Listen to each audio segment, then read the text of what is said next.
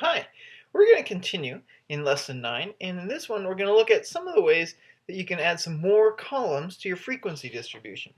So we're going to continue the exact same data set that we had before, and here's the frequency distribution that we created. So I'm going to do a little bit. We're going to extend this line out, and we're going to extend this line here out. And here's the new columns we're going to add. The first one will be class limits. And the last one will be called what's cumulative. The cumulative frequency.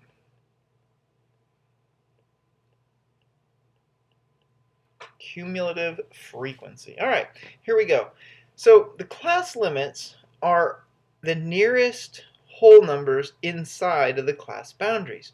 So let's take a look up above, and that might help to make more sense. So notice that if we look at our dot plot, the orange marks here, these orange marks, those became our class boundaries. Those were the half units. But notice that inside the class boundaries are the next set of numbers. So you look at your lowest class boundary and you go up one, or up to the first whole number, and your highest class boundary you go down to the first whole number. Those two numbers, from 1 to 2, are called the class limits. And so, for example, if these were larger classes, then there'd be more space in between.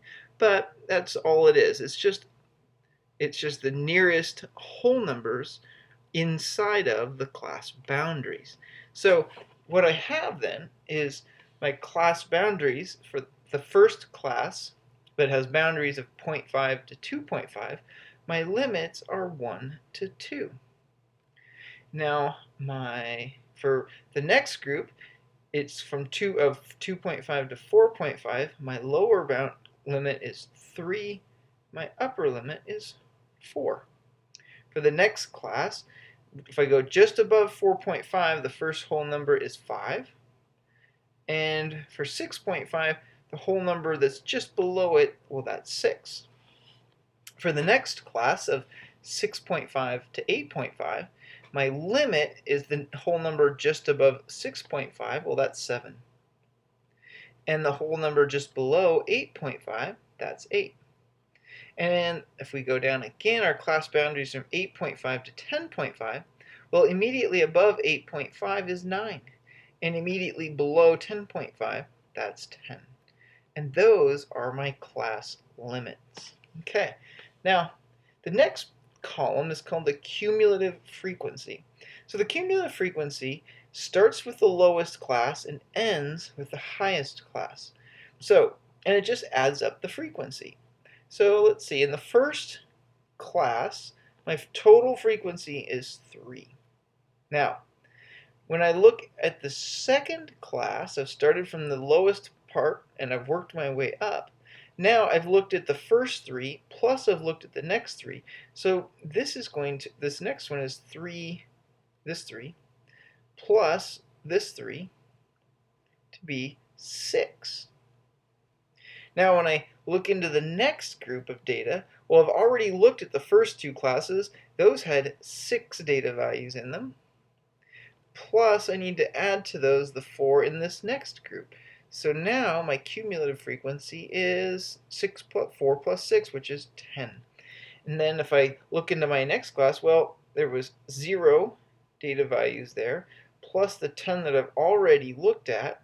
So I would say the cumulative frequency is now 10. And the next one says, well, I'm going to look at one more data value, plus I've already looked at 10 data values. So it looks like my cumulative frequency now is 1 plus 10, which is 11. And notice we've already found that value. That was the total number of data that we'd seen. Okay. Let's do this now. We're going to make what's called a relative frequency distribution.